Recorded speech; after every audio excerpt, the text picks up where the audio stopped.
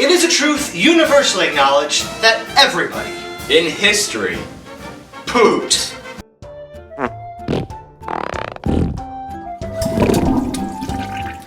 In ancient times, the Romans built public underground sewer systems, which not only carried waste, but also drinking water. So it paid to be upstream. The Romans used large divider-free public restrooms, some with up to 50 toilets.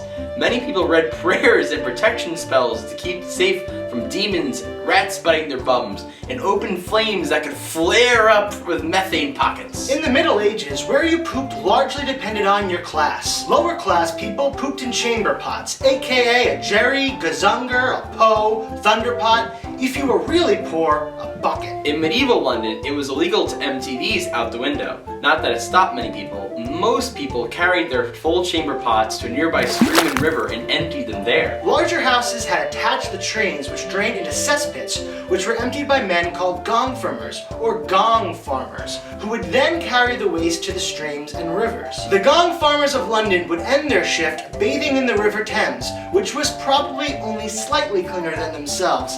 At least they were well paid. For the top of the pooping ladder, castles featured rooms called garderobes, which had literally a seat with a hole to the outside cut into it. Poop would drop right into the castle moat. When the tide was low, it would pile up above the water until it was flushed away into the river. Which was also drinking water. The word garderobe is French for wardrobe. People would hang their clothes in these rooms, as the fleas and moths did not like the smell. There was a position called the groom of the king's stool, whose job was to wipe the king's bum when he was finished pooping. Naturally, this was a job of honor, and only princes or boys of royalty were allowed to do it. With all this poop being thrown around, you can imagine the smell literally everywhere. If you can't, think about this. Archaeologists have found medieval poop and it still stinks to this day. This past year they even found several 700-year-old barrels unearthed in Denmark in the Werner Square.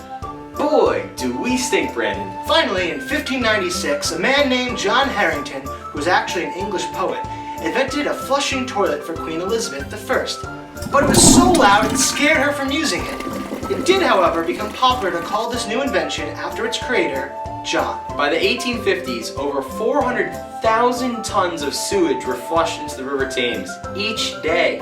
Around 150 million tons of poo a year. Eventually, in the 1880s, a man came along who invented the ball cock and many other patents, which helped silence the scary flushing toilets, leading to its widespread adoption. His name? Thomas Crapper. Fun fact, the US Navy has developed a way to vaporize poo on their vessels. The technology has been installed in their newest aircraft carrier, the Gerald Ford aircraft carrier, because he was a real stinky president.